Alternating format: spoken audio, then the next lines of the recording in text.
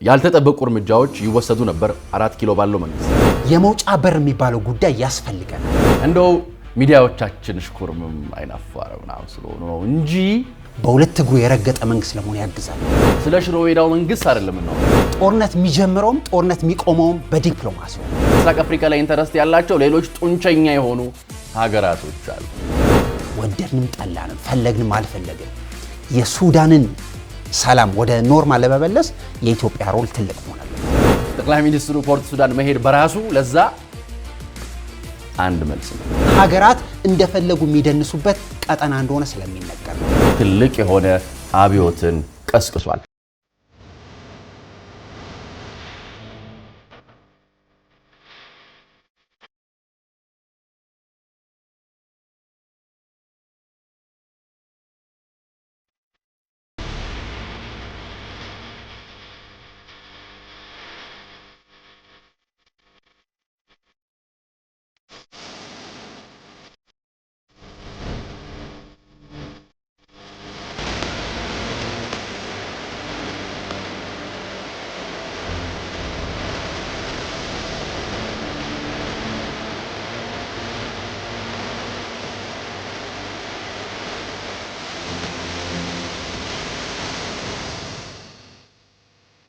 ጤና ይስጥልኝ። ይህ አጀንዳ ፕላስ ነው። በዛሬ የአጀንዳ ፕላስ አንኳር ጉዳያችን ዲፕሎማሲ በቀጠናው ምን መልክ አለው፣ ጠቅላይ ሚኒስትር አብይ አህመድ በተለያየ ሀገራት ዞረው እየፈጠሩ ያሉት የዲፕሎማሲ ንዝረት ወይ ደግሞ አዲሱ የዲፕሎማሲ አብዮት ምን መልክ አለው፣ ሱዳን፣ ዩኤኢ፣ ደቡብ ሱዳንና ግብፅ አካባቢ እየተሰሙ ያሉ ነገሮች ምንድን ናቸው?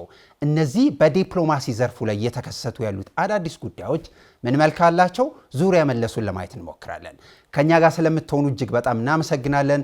በሬዲዮ ወይም ደግሞ ኤፍኤም 105.3 ላይ በዩቲዩብ ቻናላችንና በአዲስ ዋልታ ቴሌቪዥን ላይ ስለምትከታተሉን አስቀድመን እናመሰግናለን። ከኛ ጋር እንድትሆኑ ለማስተዋወስ ያህል ነው። ከመሸጋገሪያ በኋላ ወደ ጉዳያችን እንገባለን።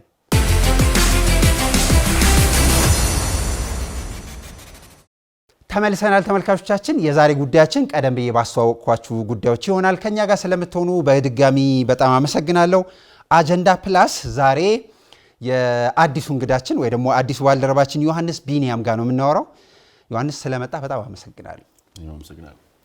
ዲፕሎማሲ በጣም ብዙ የሚያነጋግር ነው። ሰሞኑን ደግሞ ብዙ አዳዲስ ነገሮች እየሰማን ነው። በተለይ ደግሞ በቀጠናችን ጠቅላይ ሚኒስትር አብይ አህመድ ባለፈው ፖርት ሱዳን ሄደው አልቡርሃንን ካነጋገሩ በኋላ ብዙ አዳዲስ ነገሮች እየሰማን ነው። ዩኤኢ ከአልቡርሃን ጋር ንግግር ጀምራለች።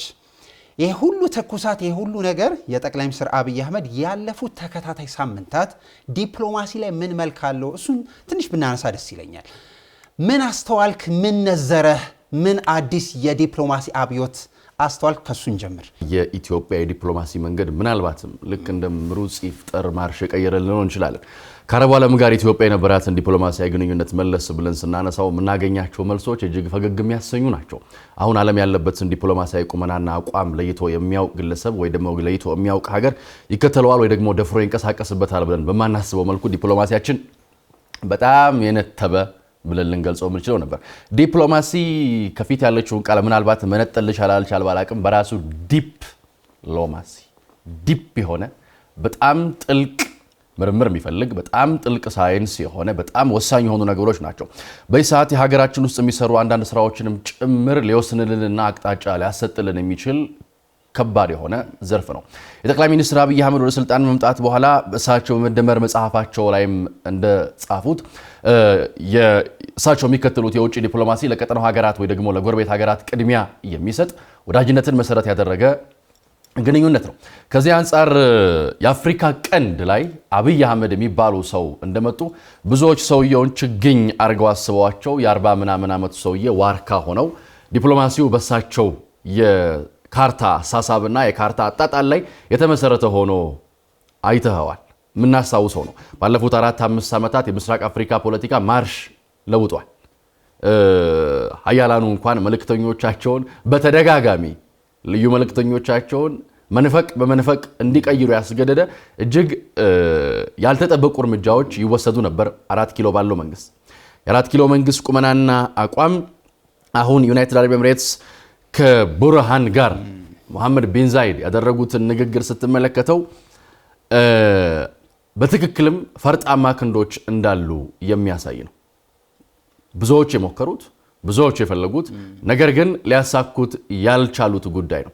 አንዳንድ ነገሮች ጠቅላይ ሚኒስትር አብይ አህመድ እንደዋዞባቸው የማይቻሉትን ሲችሉ አንዳንድ ጉዳዮች ላይ ከባባድ ዱላ ያርፈባቸዋል። ምክንያቱም አሁን ያለው የለቅሶ ፖለቲካ ስለሆነ ማለት ነው። አንዋር አንዳንዶቹን ጉዳዮች አንተንካቸውና ዲፕ ወደ ሆነ ሳይንስ እንገባለን። በጣም ደስ ይለኛል። እንዲሁ ለመንደርደር ያህል ነው የማነሳው። ሶስት ነገር ነው ለማንሳት የምንሞክረው። አንደኛው የሱዳን ከኢትዮጵያ ጋር ያላት የዲፕሎማሲ ጉዞ ምን ይመስላል? ሱዳን በጣም ሌላ መልክ ውስጥ ነው ያለችው። ሁለተኛው ዩኤኢ ደግሞ አለች። ሶስተኛው ግብጽ፣ ደቡብ ሱዳን የተፈጠረ አዳዲስ ጉዳዮች አሉ። ይሄን ይዘን ነው የምንዘልቀው። ከዲፕሎማሲ ልጀምርልህ መጠነኛ ነገር ለማንሳት ስለሚያስፈልግ ነው። ያው ልጆ ዘመኑ ተቀይሯል። ጦርነት የሚጀምረውም ጦርነት የሚቆመውም በዲፕሎማሲ ሆኗል። ሀብታም የምትሆነውም ድሃ የምትሆነውም የዲፕሎማሲ መንገድና ተጽዕኖ ቀላል ሚና አይደለም። ዲፕሎማሲው መልኩ እየተቀየረ ጉልበቱ እየተቀየረ የመጣበት ዘመን ላይ ነው ያለነው። ዲፕሎማሲን የማይንቅ በጥንቃቄ የሚያስተናግድ ስቴት ከሌለ በስተቀር ቀጠናንም አገርንም መምራት የምትችልበት ዘመን ያበቃል። ስለዚህ እሱ ችላ መባል ያለበት አይመስለኝም። ለዚህ ነው ያለፈው 6 ዓመት አዲስ አይነት የማናውቀው ግን ደግሞ ለቀጠናው ኤክስፖርት የተደረገ የዲፕሎማሲ መንገድ አለን። ብዙ ቀጠናችን ላይ ያሉ ሀገሮች ተመሳሳይ ፓተርን ላይ እየገባን ነው። ኢንቴግሬሽን ከዚህ ውጭ ማደግ መለወጥ አይቻልም። ሁለተኛው የኢትዮጵያ ሀገረ መንግስት ግንባታ በጣም ረጅም ጊዜ ቆየ ነው። በዚህ ሁሉ ጉዟችን ውስጥ ዲፕሎማሲ ጎርቶናል፣ ዲፕሎማሲ ጠቅሞናል። ይኸውልህ ረጅም ዘመን ሀገረ መንግስት ግንባታ ሲኖርህ የዲፕሎማሲ ኢምፓክት ምን እንደሆነ ይገባናል። ዓለም አደባባይ ውስጥ ብቻችንን ቆመን እናውቃለን። አዲስ አይደለም ለኛ ዲፕሎማሲ።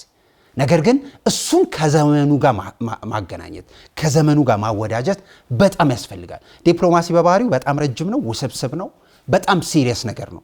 ቀደም ብላ ያነሳው ይኸውልህ አሜሪካኖቹ ካውንስል ኦን ፎሬን ሪሌሽን የሚባል ዲፓርትመንት አላቸው። እዚህ ዲፓርትመንት ውስጥ ሪታየር ያደረገ ፖለቲከኛ፣ ሪታየር ያደረገ ኤሊት፣ ሪታየር ያደረገ አዋቂ በሙሉ የሚሰበሰብበት ነው። የሀገራቸውን ብቻ አይደለም ባይዞ የራሳቸውን ብቻ አይደለም የዓለምን የዲፕሎማሲ መንገድ ዲፋይን ያደርጋሉ። ቀደም ላይ እንዳልከው የኛ ሪታየር ያደረጉ ፖለቲከኞች የቱ ጋር ነው ያሉት? የኛ ሪታየር ያደረጉ አዋቂዎች የቱ ጋር ነው ያሉት? እንደዚህ አይነት ዴፊኒሽን ውስጥ አሉበት? አይ ዶንት ቲንክ። ወደ ኋላ እንመጣለን። ሱዳን ግን ሌላ መልክ አላት። ትንሽ የሱዳንን ልንደርደርልህና ሱዳን ላይ ትንሽ ብንቆይ ደስ ይለኛል። ከዛ ዩኤኢ ጋር እንመጣለን። ከዛ ቀጠናው ላይ ያሉትን ደግሞ ሜሶች በመጠኑ ለማንሳት ስለሚያግዘን ነው። ሱዳን በጣም ባጭር ጊዜያት ባጭር ዓመታት ሁለት መፈንቅለ መንግስት ነው የተከሰተባት። አልበሽርን አባረሩ በአብዮት። ከአልበሽር በኋላ የመጣው ሲቪል አስተዳደር ሐምዶክ ነበረ። ሐምዶክም ተባረረ። ጀነራሎቹ ሀገር ሊመሩ ነው የተቀመጡት። የጀነራሎቹ ምክር ቤት የጦር ምክር ቤት ነው ያዋቀሩት። በጦር ምክር ቤት ውስጥ መገፋፋት ነው የጀመሩት። ሐምዶክም ጀነራል ሄሚቲም ጀነራል አልቡርሃንም የሱዳንን ጥቅም ናሽናል ኢንትረስት እኛንን ማስጠበቅ የምንችለው የሚል የቁንጅና ውድድር ነው የጀመሩት። መሃል ላይ የተፈጠረው የሁለቱ ጀነራሎች መገፋፋት ሱዳንን የማይበርድ አደገኛ ቅርቃር ውስጥ ነው የከተታት። ናው ይህን መንደርደሪያ የምናነሳው ሄሚቲ የት ድረስ ይሄዳል? አልቡርሃን የት ድረስ ይሄዳል? የሲቪል አስተዳደር ነኝ የሚለው ሐምዶክ ምንድን ነው ያደረገው? መለስ ብዬ አጭር ታሪክ ላንሳል። ምን መሰለ? ጀነራል ሄሚቲ ሳውዲ ኤማራቶች ጋር ሆኖ እስከ የመን የዘመተ ጦር አለው። በመዝመት ጎበዝ እንደሆነ ይነገርለታል። ናሽናል ኢንትረስት የሱዳንን እኔን የማስጠብቀው የሚል አደገኛ ኢንትረስት አለው። አልቡርሃን ሌትሊ የመጣ ጠንካራ ያልሆነ ሌላ ሊንክ ያለው አይነት መልክ እንዳለው ይነገርለታል። አልቡርሃን መከራከሪያ ፖይንቱ እኔ የተሻለ ናሽናል ኢንትረስት አስጠባቂ ነኝ የሚለው ሄዶ ከአሜሪካ ጋር የነበረው ግንኙነት የፈጠረበት ኢምፕሬሽን እንደሆነ ይታወቃል። ሐምዶክ ደግሞ የናሽናል ኢንትረስት ማስጠብቀው እኔ ከጀርባይ ህዝብ ስላለ የህዝብ ጥያቄ የሆነውን የህዳሴ ግድብ ይዤ ነው። ሶስቱ የተለያየ ናሽናል ኢንትረስት ማስጠበቂያ መንገዶቻችን ናቸው የሚል አደገኛ መንገድ ውስጥ ነው የገቡት። ይሄ ሁሉ ነገር ግን የሱዳንን ጦር የሱዳንን ፕሮብሌም አልፈታው። ወደድንም ጠላንም ፈለግንም አልፈለግን የሱዳንን ሰላም ወደ ኖርማል ለመመለስ የኢትዮጵያ ሮል ትልቅ መሆን አለበት።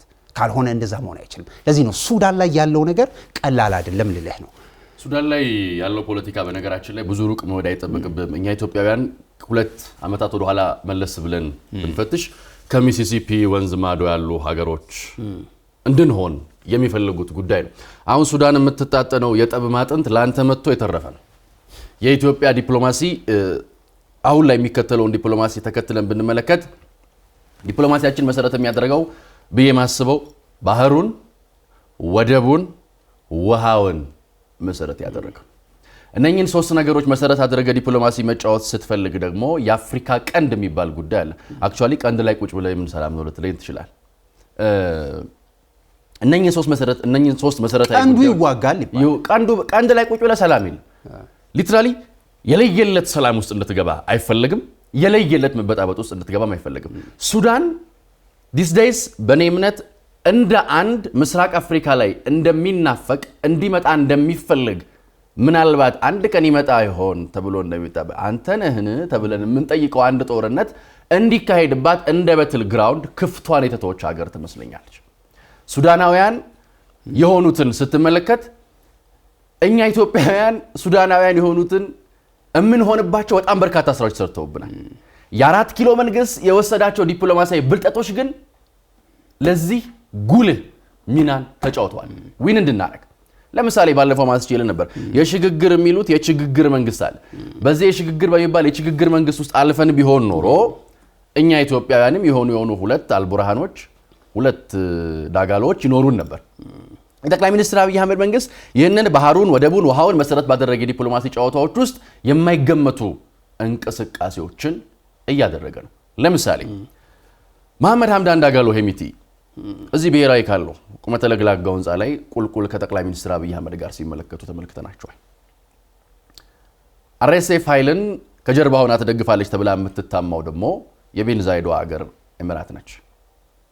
እኚህን መሰረት አድርገን ስንጫወት የጠቅላይ ሚኒስትር አብይ አህመድ በራሳቸው ይህን ዲፕሎማሲ ስኬት ባያሳኩ ራሱ ፖርት ሱዳን ነጭ ልብሳቸውን ለብሰው መሄዳቸው ራሱ የኛን ነጭ ሆና ለማወቅ ያሰጣ ነበር። እንዴት፣ ለምን፣ ምን ሊያደርግ ምናምን። እሳቸው ፖርት ሱዳን ሲሄዱ የቪላ ሶማሊያው አለቃ ዘንባባዋ ካጀባት የሀገር ነበሩ። የቪላ ሶማሊያው ሰውዬ የጠቅላይ ሚኒስትሩ ፖርት ሱዳን መሄድ በራሱ ለዛ አንድ መልስ ነው። ስለዚህ ጠቅላይ ሚኒስትር አብይ አህመድ እየተከተሉት ያለው ዲፕሎማሲ ባህሩን፣ ወደቡን፣ የውጭ ንግዱን፣ ቀጥተኛና ቀጥተኛ ያልሆነውን ኢንቨስትመንት ማዕከል ያደረገ ነው። እሳቸው እየተከተሉት ያለው ዲፕሎማሲ ለሀገር ጥቅም ያምጣ እንጂ ከየትኛውም ሀገር ጋር ወዳጅነትን መሰረት ያደረገ ስራን ይሰራሉ። ለምሳሌ ቅድም አንተ አንስተዋል፣ ኢትዮጵያ በጣም ረጅም የሀገረ መንግስት ግንባታ ታሪክ ያላት ሀገር ነች። በዚህ የሀገረ መንግስት ግንባታ ታሪክ ውስጥ ዲፕሎማሲ አሁን አይደለም ትላንት እንኳን የራሱ የሆነ ተጨባጭ የሆኑ ስራዎች ነበሩት። ተጨባጭ የሆኑ አሁን ላለንበት ከውጭ ሀገራት ጋር ላለን ግንኙነት በራሱ ጠቀሜታም ያለው በራሱ ጉዳትም ያለው በጣም በርካታ ስራዎች ተሰርተዋል። የጠቅላይ ሚኒስትር አብይ አህመድ መንግስት ደግሞ ያንን በማስቀጠል ረገድ ተወዳዳሪ የለውም። አንተ ኢትዮጵያ እኮ የነበራት ዲፕሎማሲ ስንት ጦረኛ ደጃፍ ላይ መጥቶ ሲሰፍር አንድ ቀን አንዲት ቦታ ብሎ ዲፕሎማሲ ላይ መጫወት ድፍረት አልነበረንም። ስንቱ መጥቶ ዙሪያ ላይ ሲያሳልጥ አንተ በርበራ ላይ ከብት ነበር የምትነግደው።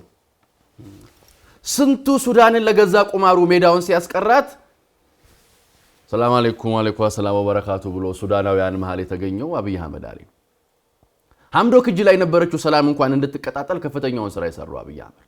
አሁን ቀጠናው ላይ የሚሸተው ሽታ፣ አሁን ቀጠናው ላይ ያለው እያንዳንዱ ጉዳይ በቀጥታም ይሁን በተዘዋዋሪ የ4 ኪሎ መንግስት ይነካዋል። ስለ ሽሮ ሜዳው መንግስት አይደለም የምናወራው፣ ስለ 4 ኪሎ መንግስት ነው የምናወራው። የ4 ኪሎ መንግስት በዚህ ቀጠና ፖለቲካ ውስጥ ወደድክም ጠላህም ብልጠት የተሞላበት ግሩም እንቅስቃሴ ማድረግ ችሏል። እዚች ጋር አንዲት የምወዳት ግጥም አለች በጣም ደስ የምትለኝ ማለት እኔ አላማረኝም የዚህ ጥርስሽ ነገር ኋላ ድድሽ ሊቀር። ሱዳናውያኑ እዚህ ከመድረሳቸው በፊት የነበሩትን ፈገግታዎቻቸውን 4 ኪሎ ላይ የነበረቻቸውን የጥርስ አከፋፈት ብትመለከታቸው ትንሽ ፈገግ የሚያሰኙ ነበሩ። ሀገረ መንግስት ጉዞ ስታነሳ ምን ይመጣልኛል?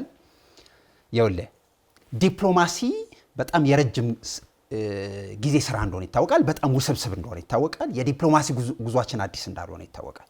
ነገር ግን ያለፉት ተከታታይ ዘመናት ከ6 ዓመት በፊት የነበረው የዲፕሎማሲና የዲፕሎማሲ ጉዟችን እይታችን ዲፍረንት ነበር። በጣም ትኩረት የምንሰጠው ኤዥያ፣ አሜሪካና አውሮፓ ላይ ብቻ ያጠነጠነ ነው። ሚድል ኢስትን ለገበያ ብቻ ነው የምንፈልገው። አባይን ይዘ ነው የምታረገው። አባይን ይዘ ነው ግብጽ የምትባል ሀገር ይዘ የአረብ ሊግ የሚባል ጨዋታ ይዘ ነው ሚድል ኢስትን የገፋ ጨዋታ የምትጫወት የነበረው። ከዛስ ሚድል ኢስትን ያቀረበ ጨዋታ የሚጫወት ሰውዬ ሲመጣል ደግሞ ስለመሸጥና ስለመሻሻጥ ታወራል። ዱ ዩ ቲንክ ይሄ ወርክአውት የሚያደርግ አይመጣው? መቀጠል ትችላለህ። በጣም ቀላል ነገር አይደለም። አንዳንዱን ነገር መናፍታታው በደንብ ተመልካቾቻችን ስዕል እንዲኖራቸው ስለሚያስፈልግ ነው። የምስራቅ አፍሪካ ፖለቲክስ በጣም ውስብስብ ነው። ሱዳን ላይ የተፈጠሩት እነዚህ 3 ኃይሎች በየራሳቸው አድቫንቴጅም ዲስአድቫንቴጅም አላቸው። አልቡርሃን ጋር ያለን ግንኙነት አልቡርሃን የሚያራግበው አጀንዳ ከኛ ተቃርኖ ያውቃል። አልቡርሃን ብቻ ሳይሆን ሄሚቲ የሚያነሳው ሐሳብ ከኛ የሚስማማ የማይስማማም ይኖራል። የሃምዶክ የነበረው እንቅስቃሴም 2 ገጽ አለው። በጥንቃቄ ሰከን ብለህ ካላየው ያምታታል። ጥሩ ስዕል ለመስጠት እንዲመቸን የሄሚቲን ትንሽ እናንሳው። ሄሚቲ ለምንድነው ለአልቡርሃን ስጋት የሆነው? አንድ መነሻ ክርክር የሚጠቀስበት ወታደራዊ ምክር ቤት አለ። ሀገሩን ሊመሩ የተዘጋጁ የነበሩ በሁለቱ ጦሮች መካከል የምክር ቤት አባል ብዛቱ 5 ነው። ከ5ቱ 2ቱ ሄሚቲ ወንድም አለበት። ስለዚህ ወንድማሞች ነው ያሉበት እዛ ምክር ቤት ውስጥ። ናሽናል ኢንትረስት ማስጠበቅ የሚችልበትን ላይን ከሱዳን ኒጀርና ከሱዳን ወደ ምዕራብ አፍሪካ በጣም ይለጥጠዋል። ምክንያቱም ጎሳው ከዛ ስለሚመዘዝ። ሁለተኛው አልቡርሃን የሱዳንን ናሽናል ኢንትረስት አስጠብቃለሁ የሚለው አልቲሜትሊ ድንበሬን በመያዝ ነው የሚል ሻሞላውን ይዞ ይሽከረከር እንደነበረ እናስታውሳለን። ሃምዶክ ከአሜሪካ ጋር ለመስማማት የህዳሴ ግድቡን ይዞ ሲሄድ የአልበሽር ጊዜ የነበረውን ችግር ካሳ ከፍላለሁ የሚል ሐሳብ ሲያነሳ ነው እሱን ተወውና ከእስራኤል ጋር ያላችሁን ግንኙነት ኖርማላይዝ አድርጉት የሚል ጥያቄ ሲነሳበት ይሄ የህዝብ ጥያቄ ነው ስመረጥ አረጋዋለሁ ሲል ነው አልቡርሃን ግድ የላችሁም እኔ ማስፈጸም እችላለሁ ብሎ ይመጣው። በጣም ውስብስብ ነው የምንለው ለዚህ ነው። እዚህ ውስብስብ ነገር ውስጥ 1 3 4 ነገር ልጥቀስልህ። ይኸውልህ የሱዳን ፖለቲክስ ሌየሩ በጣም ብዙ ነው። ጎሳ አለበት፣ ሃይማኖት አለበት፣ ኢኮኖሚ አለበት። እነዚህ ጎሳዎችና እነዚህ ሃይማኖቶችና ኢኮኖሚክ ነገር በጥንቃቄ ካልፈተሽከው ያደናብራል። የኢትዮጵያ ዲፕሎማሲ እንደሱ አይደለም ያለው።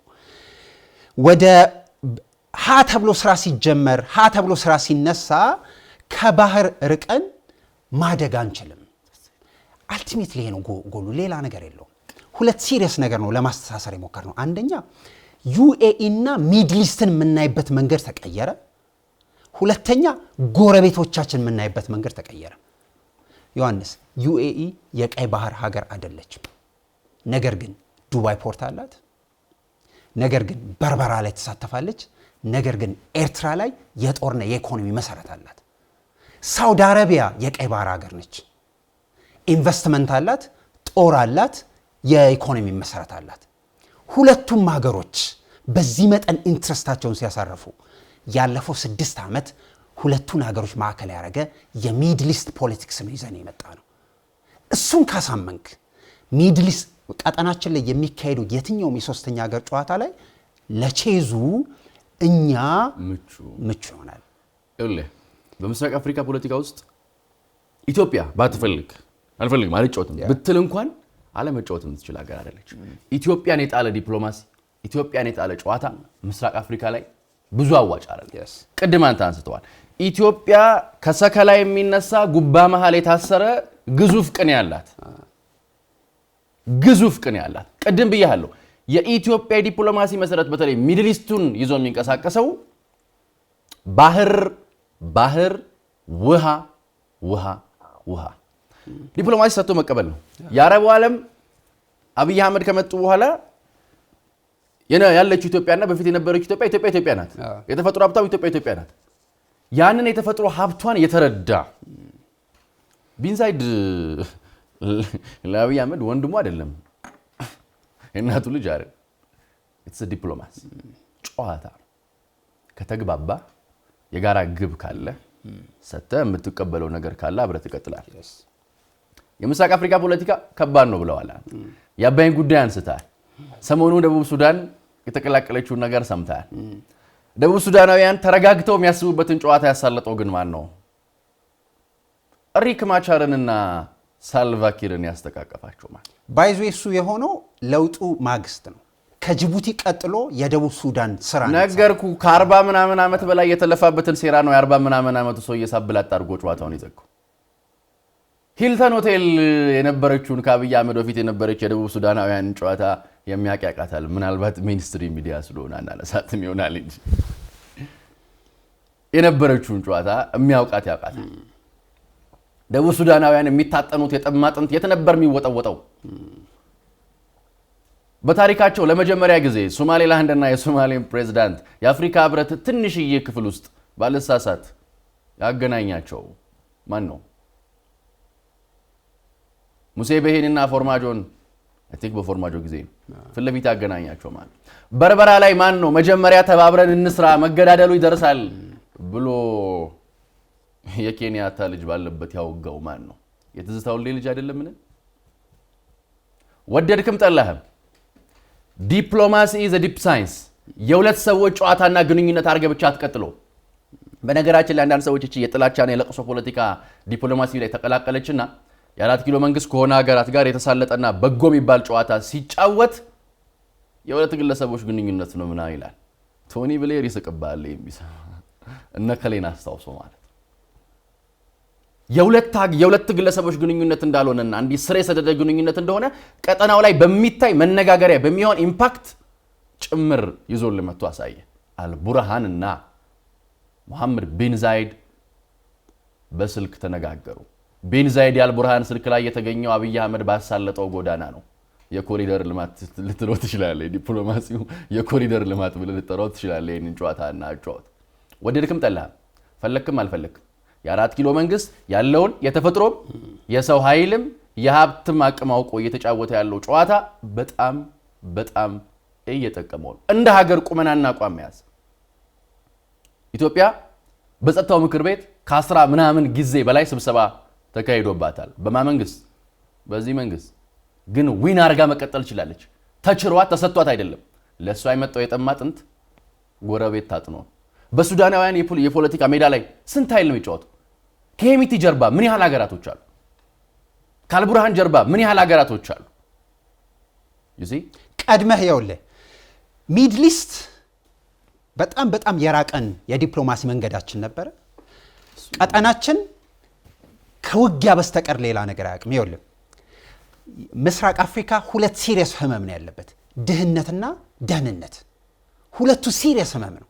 ድህነቱንም ደህንነቱን የምታስተካክለው አንደኛ በኢንቴግሬሽን ነው፣ ሁለተኛ በትብብርና ከትብብር ውጭ ሊሆን አይችልም። በጋራ በመስራት ዴፊኒትሊ ሌላ መንገድ የለውም። ይህን የምታደርገው ግን የዲፕሎማሲ ጨዋታውና ነገሩ በጣም ረቂቅ ሲሆን ነው ብዬ አምናለሁ። እዚህ ጉዳይ ላይ በስርዓቱ መታሰብ አለበት። ይኸውልህ የሱዳንን ጉዳይ ለመፍታት ከኢትዮጵያ በስተቀር መልቲ ሴክተራልም በጣም ሀያላን ሀገራትም ቢመጡ የመፍታት እድሉ በጣም ጠባብ ነው። ለዚህ ነው ዞሮ ኢትዮጵያ ጋር የሚመጣው። መንገዱ ያለው እዛ ጋር ነው። ጂኦፖለቲክሱ ራሱ ይፈቅድላል። ዴፊኒትሊ አልቡርሃን በዛ መጠን የኢትዮጵያን ድንበር ይዞ በዚህ መጠን እንደዛ ሲውረገረግ እንደዚህ የምንገናኝ አይመስላቸውም ነበር ብዙ ሰዎች። ነገር ግን እንደሱ አይደለም ዲፕሎማሲ። ይኸውልህ ዶቶቹን ማገናኘት በጣም የሚያስፈልግ ይመስለኛል። አንድ 3 ነገር ብቻ ላንሳል። አንደኛው የዲፕሎማሲ አቅጣጫ የአረብ ሀገራት ወይ ደግሞ ሚድል ኢስትን የምናይበት መነጽርና መንገድ ተቀየረ። ዝም ብሎ አይደለም። ምክንያቱም ባህር በር የሚያዳርሱን ፈለክም አልፈለክ የኤደን ባህረ ሰላጤ ጠረፉ ላይ ያሉት እነዚህ ሀገሮች ናቸው። ሁለተኛ የምስራቅ አፍሪካን ፖለቲክስ የምትፈታው መጀመሪያ የሶስተኛ ወገን የሆኑ ሀገራትን ስታሳምን፣ ምክንያቱም ከሀገራቱ ጋር ከማውራት በፊት መጀመሪያ ኮንትሮል የሚያደርጉትን ሀገራት ስታሳምን መንገዱ ቀላል ነው የሚሆነው። ሁለተኛ ያለፈው አይ ቲንክ 4 ዓመት 5 ዓመት ይሆነዋል በአስቸኳይ የባህር ኃይል ይቋቋም ተብሎ ሲቋቋም ያለ ምክንያት አይደለም እሱ። ሌላኛው ዶት ነው። ሌላኛው ቀይ ባህር የሚባለው ጉዳይ የመውጫ በር የሚባለው ጉዳይ ያስፈልገናል አትሊስት እንነጋገርበት የሚለው ሐሳብ ሲቀመጥ አለ ምክንያት አይደለም። አራተኛው ከሚድል ኢስት ጋር ያለን ግንኙነት ኤርሊ ዴይስ የኢትዮጵያ ካዝና በጣም ባዶ በነበረበት ጊዜ ከዩኤኢ ጋር በዛ ጥንካሬ የመጣው ዲፕሎማሲው ስትራቴጂክ እንዲሆን ስለሚፈለግ ነው። የባህር በር መንገዱ እሱ ነው። የቀይ ባህር ሀገር ያልሆነችውንም የቀይ ባህር ሀገር የሆነችውንም እናገኛለን። ካልሆነ መውጫ ቀዳዳ የለንም። ይህን ሁሉ የሚደረገው የዲፕሎማሲ መንገድ ቀላል አይደለም። ቀደም ብዬ ለማንሳት እንደሞከርኩት ዲፕሎማሲ በየቀኑ የሚሰራ ስራ ነው። በየቀኑ የምትኖረው ጉዳይ ነው። አታየው ይሆናል። አይ ቲንክ እንደዛ ስለሚሰማኝ ነው የዲፕሎማሲና የዲፕሎማሲ ጉዳይ። በነገራችን ላይ አንተ ማንስተዋል ምስራቅ አፍሪካ የሴራ ችግር የለበትም፣ የስራ ችግር ነው ያለበት። አብይ አህመድ ወደ ስልጣን እንደመጡ የሶማሌና የኤርትራን ግንኙነት ወደ ኋላ 15 ዓመት ምናምን መለስ ብለ 15 ዓመት የዘለቀ ግንኙነት መለስ ብለ ማየት ነው። ክስና ከሳሻሽ ጨዋታ። አብይ አህመድ ከመጣ በኋላ ፎርማጆና ኢሳያስ ጃኗቸውን ለብሰው ከጠቅላይ ሚኒስትሩ ጋር አንዴ ጅማ ላይ አንዴ ጎንደር ላይ ታይተዋል። በዛው መቀጠል ቢችል ኖሮ የምስራቅ አፍሪካ ፖለቲካ ጨዋታና ጨዋታ ወዴት ያመራ ነበር? ግን ከምስራቅ አፍሪካውያኑ ሀገሮች በላይ ምስራቅ አፍሪካ ላይ ኢንተረስት ያላቸው ሌሎች ጡንቸኛ የሆኑ ሀገራቶች አሉ። ገብተዋል። ሌላ ኢንተረስት ያላቸው ሌላ ቀዳዳ የሚፈልጉ ሲያጮልቁ ሲሲ ጋር ሂሊዮፖሊስ ማታጣቸው፣ ሲንጠራሩ ለንደን ጎዳናዎች ላይ የማይታጡ፣ ሲያቀራሩ ምናልባት ደግሞ ስቴት ሃውስ ፊት ለፊትም የማይጠፉ ጄኔቭም አታጣቸው። ሁሉም አሉ፣ ቅርንጫፍ አላቸው በየቦታው ማለት። የነኚህን ሀገራት ኢንተረስት ለማስጠበቅ ከሆነ የምትጫወተው ፉርሽና የጠቅላይ ሚኒስትሩ ኢንተረስቴ በቃ ኢንተረስቴ የሀገርና የሀገር ነው፣ ዲፕሎማሲን የምጫወተው በዚህ ውሃን ባህርን ጂኦፖለቲክስን መሰረት ባደረገ ሳይንስ ላይ ነው ማለት ነው። ጎረቤቶቻችንንም እያደሩ እንዲያስነጥሱ ያደረጋቸው ምስራቅ አፍሪካ ላይ በነገራችን ላይ አፍንጫ ሲመታ ነው ያለቀሰ። ወደድክም ጠላህም ፈለክም አልፈለክም። ለምሳሌ ጠቅላይ ሚኒስትር አብይ አህመድ ሱዳናውያን የያዙትን ድንበር በጉልበት አለማስለቀቃቸውን እንደ ልፍስፍስነት የተነተኑ ሰዎች ነበሩ፣ የነገሩን ሰዎች ነበሩ። ለምን በክፉ ቀን መታ መሬታችን ይዛለች እንሂድ እንጂ ምናምን ተብሏል። ግን አያዋጣም። ከዛን ካሰላንትያና ከዛ ጡጫ መለካካት በላይ አሁን ጠቅላይ ሚኒስትሩ በቀደዱት መንገድ የተደረገው የስልክ ልውውጥ በጣም ትልቅ ድርሻ ነው ያለው። እንደው ሚዲያዎቻችን ሽኩርምም አይናፋር ምናምን ስለሆኑ ነው እንጂ ይሄ በጣም ትልቅ ስኬት ነው። ይሄ በጣም ትልቅ ድል ነው። የመጀመሪያቸው አይደለም። በእንዲህ አይነት መንገድ ሶማሌላንድና ሶማሌን ታገኛለ፣ ሶማሌና ኤርትራን ታገኛለ፣ ደቡብ ሱዳን ላይ ሪክ ማቻርንና ሳልቫኪርን ታገኛል። በጣም ብዙ የሚነካካ ነጥቦች አሉ።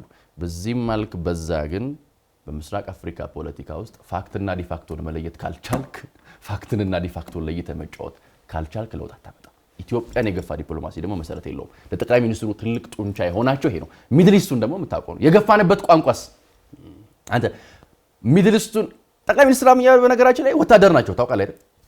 ወታደር ናቸው። ወታደሩ ሰው ይሄን የዲፕሎማሲ ቋንቋ ከየት አምጥቶት ነው በዛ በመረረ ቋንቋ የገፋውን ሚድል ኢስት በዚህ በቀረበ ወዳጅነት ወደ ራስ ያቀረበው? ሰውየው እኮ ወታደር ነው። ሰውየው እኮ ከባድመ እስከ ሩዋንዳ ጦር ሜዳ ነበር የዘመተው። ውጭ ጉዳይ ሚኒስትርም አልሰራም። አንዳንድ የሚገርመኝ ከወዳጅነታቸው በላይ የትኛው የዲፕሎማሲ ቋንቋ ነው? ያው ጦር ሜዳ ከባሩድና ከታንክ አኳት የተሻለ ቋንቋ የለም። ስለ ሰጥቶ መቀበል ዲፕሎማሲ ስለ ኮንሴፕት ምናምን አውርተህ እንትን አትልም። በምን ቋንቋ ተግባቡ? አይ ቲንክ መካከለኛው ምስራቅ ካነሳ ከኢትዮጵያ ጋር እየሰራን ያለነው የዲፕሎማሲ መንገድ ሶ ሲሪየስ በጣም ስትሮንግ መንገድ አለው። አንደኛው ሪች የሆነ ባህል፣ ወግ፣ ስርዓት አለ። ሁለት መሀል ላይ ስልጣን የሚባል ኮንሰፕት አለ። ኢምፓየሮች ሲያወሩ በጣም ዲፍረንት መልክ አለው። የኢትዮጵያ ኢምፓየር ጎበዝ መረሳት የለበትም። የኖርነውም የመጣነውም በኤምፓየር ቲንኪንግ ነው። ይሄ ሀገር ኢምፔሪያል የነበረ ሀገር ነው። እንዲሁ ቀላል የሚባል አይደለም። በዚህ ውስጥ የአረብ የሚድል ኢስት ሀገሮች ኢምፓክት ቀላል አይደለም። ቀደም ብለን እንዳልከው ቱርክ፣ ኢራን፣ ሶሪያ ኢምፓየሮች ናቸው። ኢምፓየር ከኢምፓየር ጋር ሲያወራ ይግባባል። ባይዞ ኢምፓየር ከሌለህ ነው ማይገባ። እዚህ ላይ በነገራችን ልትጨምረው መስሎኝ ቆይቶ የሃይማኖቱን ጨዋታ ነው። yes አረብ ሊግ ስትሄድ የምትጫወተው የሃይማኖት ጨዋታ አለ። yes ጠቅላይ ሚኒስትር አብይ አህመድ ያነሳት ቱርክ ጋር የገነቡት ወዳጅነት አለ። የተደረገላቸው ልጅ ግሩም አቀባበል በአባ ኤርዶዋን ቤተመንግስት ምን ዘነጓል። ዩኤኢ ከኢትዮጵያ ጋር በዚህ መጠን መካከለኛው ምስራቅ ከኢትዮጵያ ጋር በዚህ መጠን ጥንካሬ ቢን ዛይድ እና እንትናን እስከ ማነጋገር የደረሰው ወዳጅነት ላይ ከደረሰች በምን አማርኛ ነው የሃይማኖት ካባ ልትመዝ የምትችለው? ሌላ ነገር ልጨምርላ። ሱዳን ከግብፅ ጋር በጣም ሲሪየስ የድንበር ግጭት አለባት። እሱን ችላ ብላ የኛን ግጭት የምታፋፍመው ግብፅ ምን ልታረግ ይመስላል? አንዳንዱ ነገር ኮምፕሊኬትድ አታርጉት ጎበዝ። ኢትስ ክሊር። በቃ ውሃ በቃ ስለ ሰከላ ስታወራ ሰከላ ላይ ርር ስለሚለው ሰውዬ ብቻ አታወራ። ሰከላ ላይ ብሎ ስለሚወርደው ፏፏቴ ማንሳ ከዛ ጋር ነው ጨዋታ የሚያልቀው። ይህን ጨዋታ ካነሳ ደግሞ ከሚድል ኢስቱ ጋር ያለን ግንኙነት ደግሞ ያለው ድርሻ ትልቅ ነው። የአረብ ሊግ ጋር ያለው ጨዋታ ትልቅ ነው። አሁን ቅርብ ጊዜ ሶማሌላንድ ሄደን ባህር ስናሸት ከመካከለኛው ምስራቅ የገነባረው ወዳጅነት ምን ያህል ተጠቀመን። በክፉ ቀዳዳችን በጣም በብዙ ቀዳዳዎቻችን ሾልከንበታል። የሚታዩ ስራዎች ተሰርተውበታል። የሼህ ፋጢማን ማዕከል ራሱ በጣም ትንሹን በጣም ኤሌመንተሪውን ኬስ እና ግሪን ኢኮኖሚ ላንሳላ። ሚድል ኢስት በጣም የሚቸገረው ግሪን መሆን ነው። ሚድል ኢስት በጣም የሚቸገረው የተፈጥሮ ሀብት። እኛ ሳለን እኮ ሀብቱ ግሪኑ አለ። ግሪኑ ፕሮዳክቲቭ ሆኖ ማኒፋክቸር ሆኖ ኤክስፖርት ማድረግ የሚቻልበት ስቴጅ ላይ ደርሰናል። የምትለዋወጠው ሀብት ነው። እዚህ ጋር አንድ ነገር እናክል። ዩኤኢ ትልቁ ሀብቷ ፔትሮዶላር ነዳጅ ነው። ቀጣዩ የምድር ፔትሮዶላር ምንድን ነው? ሃይድሮ ፓወር ነው።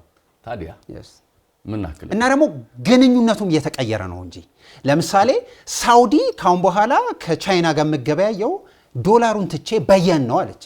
እኛስ ምን አለ? ከዩኤኢ ጋር ምናወራው በራሳችን ግብይት። በነገራችን ላይ ቅድም አንስተዋል፣ አረንጓዴነትን አንስተዋል። አረንጓዴነትን ካነሳ ልክ ሊሆን አሉ ምናልባት አሰፋው ወለት ላይ ትችላል አላውቅም። ቻይናውያን የሚከተሉት የፓንዳ ዲፕሎማሲ አለ። የጠቅላይ ሚኒስትር አብይ አህመድ የችግኝ ዲፕሎማሲ እንደዚህ ጋር ማጥላላት የለብን። ጠቅላይ ሚኒስትሩ ሱዳንም፣ ደቡብ ሱዳንም፣ ጅቡቲም፣ ኤርትራም የትም ሲረግጡ መሪዎቻቸውን መተው ሲረግጡ ችግኝን ያስተክላሉ። በነገራችን ላይ እቺም ሌላ መልክ አድርገህ ትችላለህ። ለቻይናውያኑ ፓንዳ ዲፕሎማሲ ያጨብጨበ ለኢትዮጵያውያን የችግኝ ዲፕሎማሲ ካልክ ችግር አለ ማለት ነው። እንዳልከው በጣም የሚሰካካ ፖይንት ሃይድሮ ፓወር፣ አረንጓዴነት፣ ልምላሜ በጣም ቁልፍ የሆነ የጂኦፖለቲክስ ጨዋታ መያዝ ቦታን መያዝ ለአራት ኪሎ መንግስት የዲፕሎማሲ ጡንቻ መፈርጠምና መጠንከር የራሳቸውን ጉልህና ትልቅ ድርሻ ተጫውተዋል። ያለፈው ሳምንት 3 በጣም ሲሪየስ የተገኙ ትርፎች ናቸው ብዬ የማስባቸውን ላንሳል። አንደኛ ኢኮኖሚክ ዲፕሎማሲ የመጣው ከዩኤኢ ጋር የተገናኘው የተፈጠረው የገንዘብ ልውውጥ ከረንሲ ስዋፕ የሚባለው አይ ቲንክ ዓለም ላይ 3/4ኛው ይመስለኛል በዚህ መጠን ሂውጅ አክቲቪቲ ያደረግ ነው። ይሄ ያለፈው ሳምንት ትልቁ የመነጋገሪያ ፖይንት ነበር። ሁለተኛው ደቡብ ሱዳንን በዲፕሎማሲ አሳምነን ወደ ህዳሴ ግድብ አምጥተን የህዳሴን ግድብ ወደ አፍሪካ ህብረት ዲፖዚት እንዲሆን ያደረግነው በዲፕሎማሲ ውጤት ነው። ሶስተኛውና በጣም ሲሪየሱ ብዬ የማምነው ሱዳን የተረሳ ጦርነት ዩክሬን ራሽያ ጦርነትን ለማብረድ ብዙ ሀገራት ሂሬን ዜር ይንቀሳቀሳሉ። የሐማስን ጦርነትና የእስራኤልን ግንኙነት አሜሪካም አውሮፓም ለመግባት ይጣጣራል። ሱዳንን ማያት ፈቃደኛ አይደሉም። ዮሐንስ በ10 ሳንቲም የዳቦ ጭማሪ ምክንያት ነው የሱዳን አብዮት የተነሳው። 10 ሳንቲም አብዮት የሚያስነሳ ይመስላል። ከዛ በፊት መሰረተ ልማት ተዘርግቶ ነው። መሰረተ ልማት ይዘረጋል እንጂ መጀመሪያ ኑሮ ውድነት እንዴት ያስነሳል ኢሚዲየት ፋክተሩ ሊሆን ይችላል። ከዛ በፊት ግን ተሰነዳርቶ አልቋል። ለኛ መገናኛ ብዙሃን ግን በጣም ፍለርት የምናደርገው 10 ሳንቲ የዳቦ ጭማሪ ሲነሳ እኮ አብዮት ተነሳ ብለን እናነሳለን። ከዛ በፊት መሰረተ ልማት አለው ጎበዝ። ለዚህ ነው ከሱዳን ጋር ያለውን ነገር ስርዓት ለማስያዝ ደግሞ እዚሁ ሱዳንና ቀጠናው ላይ ያሉ ሀያላን ሀገራትን ወደዚህ ለማምጣት መሞከራችን ትልቁ ድል ነው። ስለዚህ 3 የጦርነት ግጭት ማብረጃ መንገድ፣ 1 ኢኮኖሚክ ዲፕሎማሲ 2 የአባይ ግድብ ማጠናቀቂያ ማህተቡ 3 ይህ ሁሉ የሆነው በአንድ ሳምንት ነው የተሰራው ግን አመታት ነው የፈጀው የዲፕሎማሲ ጊዜ ወስዷል ዲፕሎማሲ ጊዜ ወስዶ ነው ጽንስ በለው በቃ ተብላልቶ አድጎ ምናምን ዝም ብለህ እንደዚህ እንደ ዕለታዊ ጉዳዮች ብድግ አድርገጣል አንስተ ፍርጥ የምታረገው አይነት ጨዋታና ጨዋታም የሚፈቅድልህ አይነት ጨዋታ አይደል ዮሐንስ በዲፕሎማሲ ፈገግታም ዝምታም ዲፕሎማሲ ነው መጨበጥም አለመጨበጥም ዲፕሎማሲ ነው የዲፕሎማሲ እይታ መንገዱ እየተቀየረ ነው ድሮ ይውል የኢትዮጵያ ዲፕሎማሲ ትኩረት ደህንነትና ጦር ላይ ብቻ ያተኩር ነበር ያለፈው 6 ዓመት ኢኮኖሚክ ዲፕሎማሲ መጣ እኩል የሚሄድ ካላደግን ኢኮኖሚክ ነገራችን ካልተለወጠ ፖለቲካል ኢንፍሉዌንሳችን ደካማ ነው የሚሆነው የትኛውም ዓለም ላይ ጎበዝ ሃያል ተሰሚነት የምትለው ሀገር በሙሉ ሀብታም ነው በኢኮኖሚካሊ ካልተሰማ በኢኮኖሚካሊ ካልተቀየር ፖለቲካሊ የሚሰማ ሀገር አይኖርም that's the way it works ዓለም ኦፕሬት የሚያደርገው በዛ መንገድ ነው አይ ቲንክ እሱ አዲሱ ነገር ይመስለኛል አንዳንዱ ነገር ሂሬን ዜር መለስ ቀለስ ይያልን ስለምናነሳ ነው እነዚህን ምንጠቃቅሰው አንዳንዱ ነገር ትንሽ እናንሳ የትኛውን ልምዘዝል መሰለ አይ ቲንክ ይሄ የሱዳን ጉዳይ ይሄ የሚድል ኢስት ግንኙነት ይሄ ዩኤኢ ከአልቡርሃን ጋር ያደረጉት የስልክ ልውውጥ ብዙ ያነጋገረ ነው የሱዳን ግጭት ቀጠናው ላይ ያሉ ብዙ ሀገራትን ጎትቶ የሚያስገባ አይደለም ወይ ቀደም ብዬ እንዳልኩ ነገሩ አድጎ በዘር በጎሳ በሃይማኖት እየተለጠጠ ስለሆነ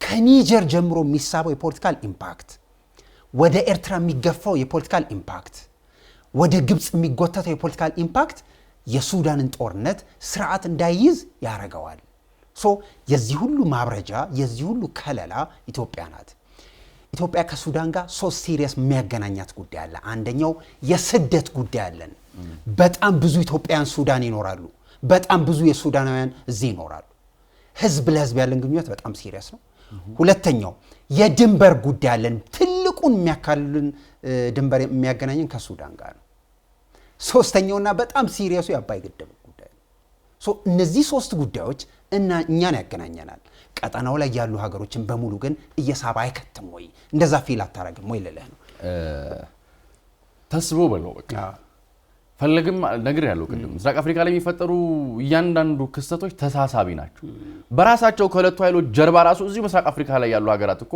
ጎራ ይዘዋል የሚረገጡትን ሰፈሮች አይተህ እኮ ልታውቅ ትችላል ምናልባት ከናሽናል ኢንተረስት አንፃር ጨፍልቃህ ታነሳቸው ይሆናል እንጂ አሁን እዚህ ላይ አስተላለፎቹ የሚታዩ ናቸው በደንብ ይታያሉ ገብቷል በደንብ ነው የሚታዩት በደንብ ያሳውቃሉ ከሚቲ ጀርባ ማን ያለው ከናጋሎ ከቡርሃን ጀርባ ማን ያለው በደንብ ያሳውቃል ምን ኢንተረስት ኖሯቸው ያብዛኞቹ ደግሞ ኃይል አስተላለፍ መቀየር ምክንያቱ ኢትዮጵያ ናት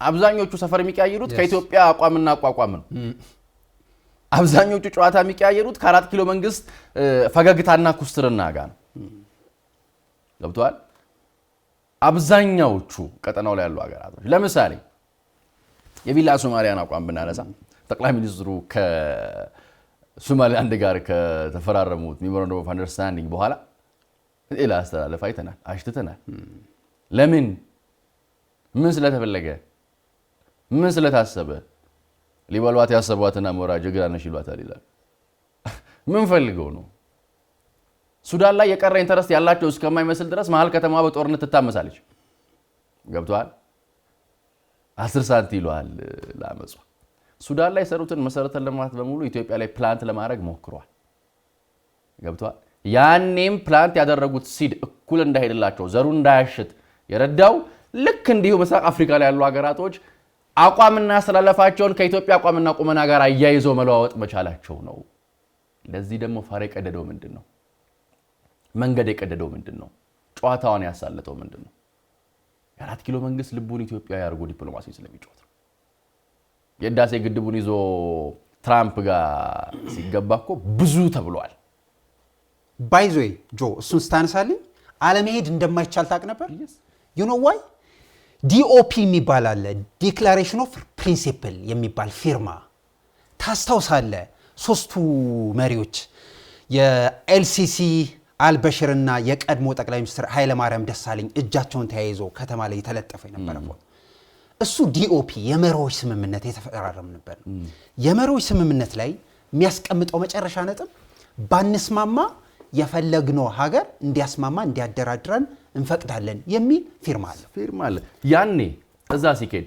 ተቀጥላታል እዛ ሲኬድ ጠቅላይ ሚኒስትር አብይ አህመድ እና መንግስታቸው በዲፕሎማሲ ጨዋታ ክስረት ተተችተዋል ኦፍ ኮርስ ሸጣችሁ ተባሉ ምስራቅ አፍሪካ ላይ ግን ከምስራቅ አፍሪካውያኑ በላይ ሌሎች ሀገራት ኢንተረስት ጉልህ ሚና እንዳለው አንዲት ምሳሌ አንስቼ ወደ ሐሳብ ተመለስ በኒው ጀርሲ ሰውዬ ቦታ ማን ነበር መኖር የነበረበት ሳልቫ ኪር አልነበረም የኒው ጀርሲው ሰውዬ ቦታ የማንንም ቦታ ተክቶ ነበር ከኢትዮጵያውያኑና ከሱዳናውያኑ ከግብፃውያኑ ፍልፍል ቁጭ ያለው ለምን ነበር የኒው ጀርሲ ሰውዬ ጨዋታስ ምን ድረስ መሄድ ነበር ያው የኒው ጀርሲው ሰውዬ አሁን ሰሞኑን ምርጫ ቅስቀሳ ላይ ናቸው በድጋሚ ለዚህ ነው የህዳሴ ግድብ በጣም ውስብስብ ነገር አለው ሱዳንን በስርዓቱ ሃንድል የምናረጋት የህዳሴ ግድብ ስለሚያሳስበን ነው ዩኤኢን በስርዓቱ ሃንድል ለማድረግ የምንሞክረው የመውጫ መንገዳችን የአክሰስ ቱ ዘ ሲ ብለን ስናወራለት የነበረው መንገድ እሱ ስለሆነ ነው ሶስተኛ ሀገራት እንደፈለጉ የሚደንሱበት ቀጠና እንደሆነ ስለሚነገር ነው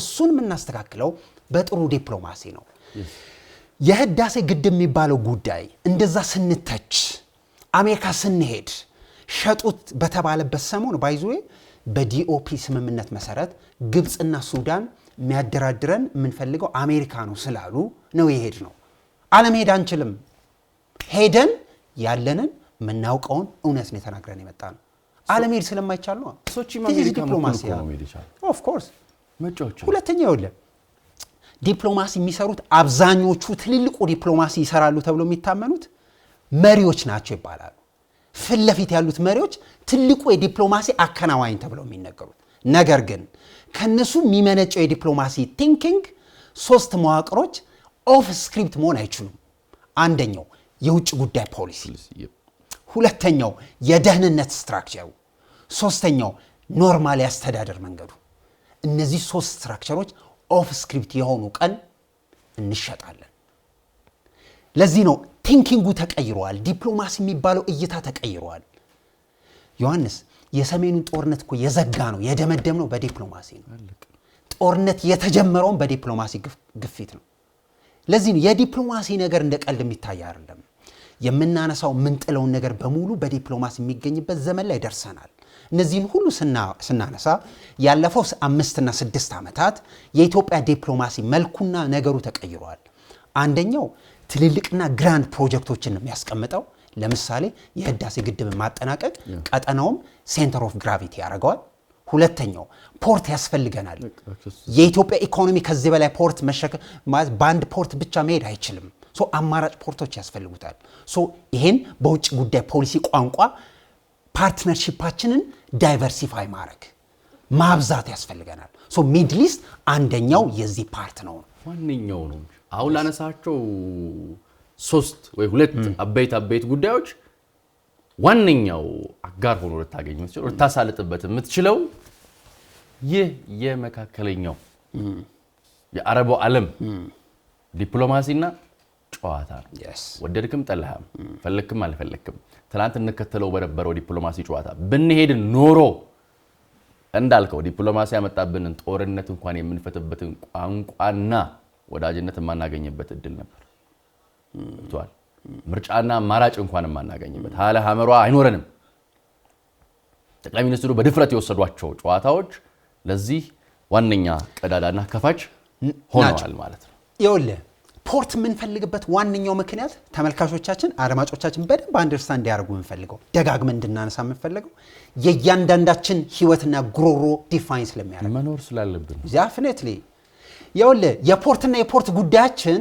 እንኳን ፖርት ኖሮን ሳይኖረን በጅቡቲ በኩል የምናመጣቸው እቃዎች በሙሉ በዶክመንቴሽን በገንዘብ በደረቅ ወደብ እጦት እንሰቃያለን እያንዳንዱ ጉዳይ ላይ ኮስቱኛ ላይ ነው የሚመጣው ጅቡቲ ስታስነጥስ አንተን ታስላለህ ዴፊኒትሊ አስፈልግም ይያልና አይደለም ጅቡቲ በጣም የረጅም ጊዜ ግንኙነት ነው ያለን የኢትዮጵያ ኢኮኖሚና የኢትዮጵያ ደግሞ መንገድ አንድም ቀን አማራጭ ፖርት ያለው ቀን የኖረው ጊዜ እንኳን የጅቡቲን ፖርት ተተዋቅ የኛ ኢኮኖሚ መልቲ ዳይሜንሽን የሆነ ፖርት ያስፈልገናል። እነዚህ ሁሉ ሲጠቀለሉ መደምደሚያ አካባቢ ስለሆነ ያለ ነው። አንድ ሁለት ነጥቦችን ብናነሳ ደስ ይለኛል። አንደኛው ያለፈው 6 ዓመት አዲሱ አስተዳደር ጠቅላይ ሚኒስትር አብይ አህመድ የነኩት ያሉት በተኖች ለዓለምም ለአፍሪካም ንዝረት አይደለም ወይ?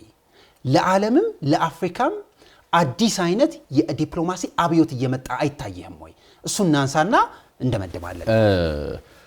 ጠቅላይ ሚኒስትር አብይ አህመድ ወደ ስልጣን ከመጡ በኋላ የወሰዷቸው ዲፕሎማሲያዊ እርምጃዎች ምናልባትም በአጭር ቋንቋና በአጭር አማርኛ ስንገልጸው የ4 ኪሎ አብዮት ልንለው እንችላለን። ይህ የ4 ኪሎ አብዮት ታዲያ ጨዋታውና ጨዋቱን ሲያሳልጥ ከሽሮ ሜዳው መንግስት ጋርም እየተስማማ ከመካከለኛው ምስራቅ ሀገራትም ጋር እየተወዳጀ ከባባ ኤርዶዋን ጋርም እየሳቀ ከኳታራውያኑ ጋርም እኩል ፈገግ እያለ ሩሲያ ላይ ደረቱን ነፍቶ እየተራመደ ከዛስ ሴንትራል አፍሪካ ላይ እየተመላለሰ ባለፉት 6 ዓመታት ኢትዮጵያ የተከተላቸውን ዲፕሎማሲያዊ ጨዋታና ጨዋታ አብዮት አይደለም የሚል ካለ ራማፎሳ ሊጠይቁ ይችላል።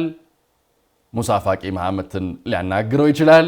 የኢትዮጵያ ጨዋታና ጨዋታ ህዳሴ ግድብን መሰረት ባደረገ ጨዋታና ጨዋታ ላይ እንኳን ብቻ ብንመለከተው ትልቅ የሆነ አብዮትን ቀስቅሷል።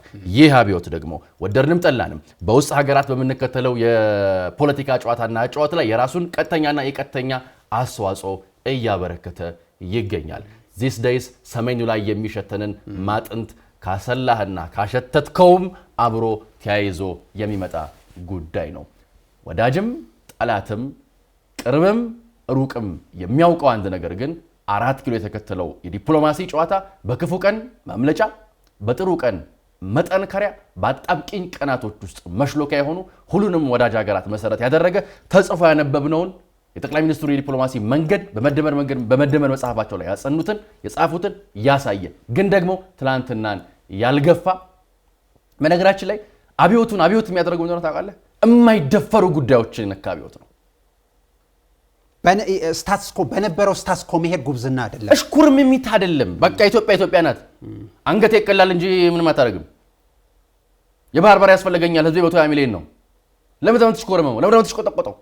ስትሰጥ ያልተሽቆጠቆጠው ስትጠይቅ ተሽቆጠቆጣለህ እንዴ?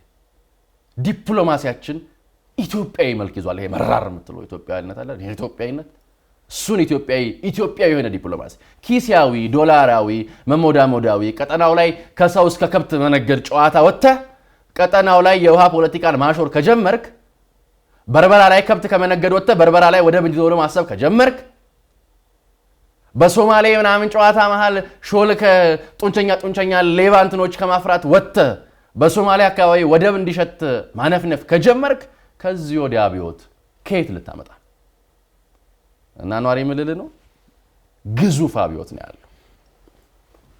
3 ነገር ላንሳለህና እኔም እዚሁ ልደምድም። አንደኛ ጠቅላላ የኢትዮጵያና የቀጠናው የኢትዮጵያና የሚድል ኢስት ግንኙነት ስትራቴጂክ ዘላቂ ነው። ጂኦፖለቲክስ እይታው ተቀይሯል።